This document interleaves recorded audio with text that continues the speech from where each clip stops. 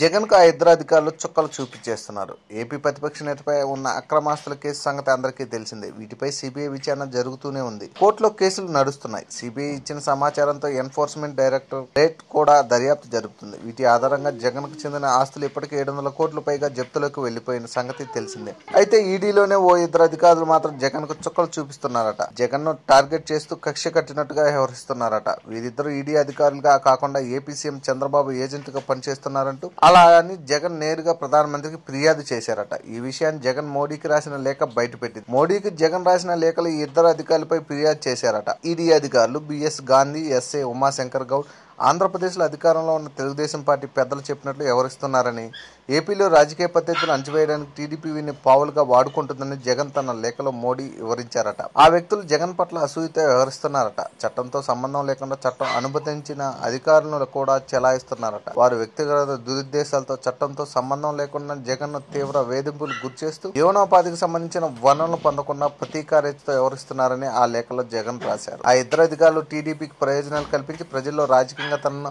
తక్కువ చేసేందుకు ప్రయత్నించారని జగన్ తన లేఖలో రాసుకొచ్చారు. అధికారంలో ఉన్న పార్టీ ప్రయోజనాలు నెరవేర్చుకునేందుకు చట్టాలను అమలు చేసే అధికారులను వాడుకోవడం దురదృష్టకరమని, చివరికి ఆరోపణలు అభియోగాలు లేని తన భార్యను ఇందులోకి లాగే ప్రయత్నం చేస్తున్నారని జగన్ లేఖలో ప్రస్తావించారట. For more videos, please subscribe our channel.